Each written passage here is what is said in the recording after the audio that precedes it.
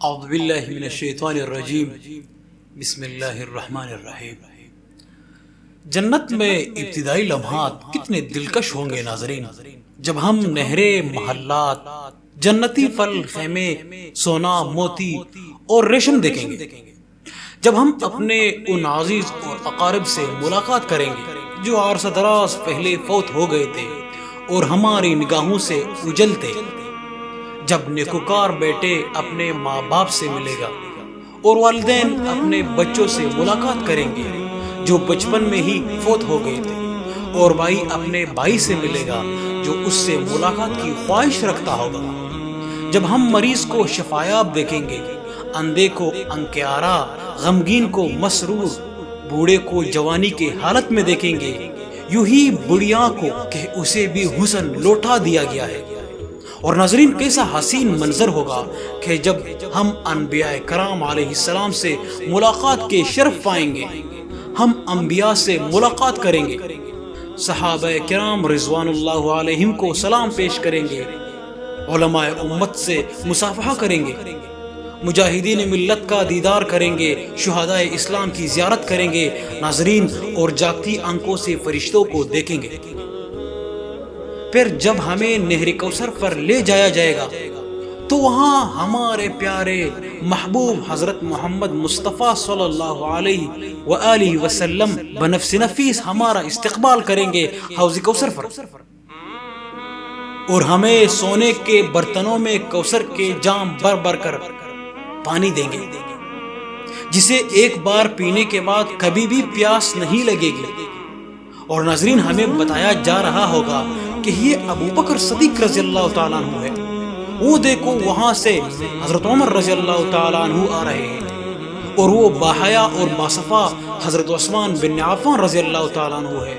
اور وہ شیر خدا حضرت علی المرتضی رضی اللہ تعالیٰ عنہ ہے،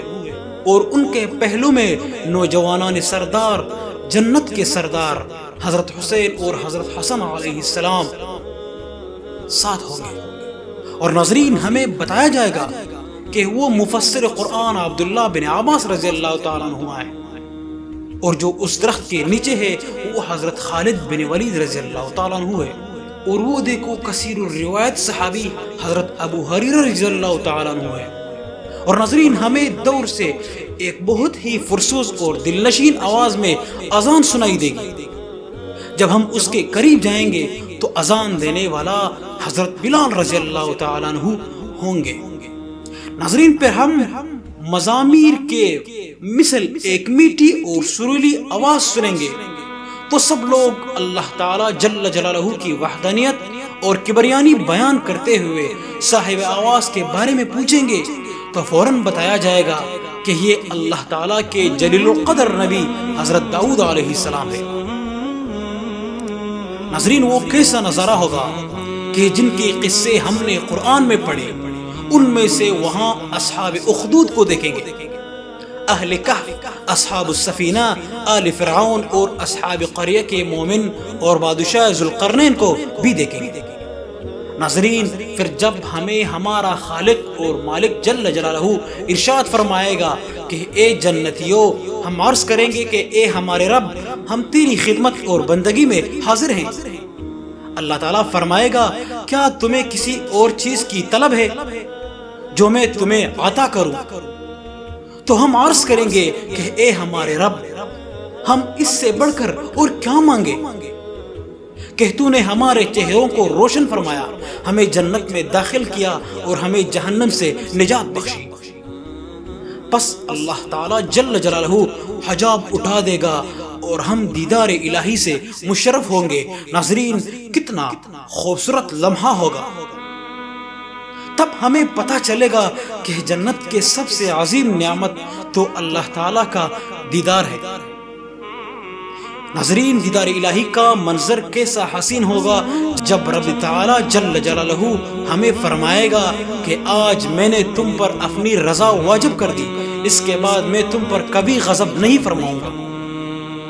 جنت میں پہلا لمحہ، پہلی رات اور پہلی صبح کیسی حسین اور خوبصورت ہوگی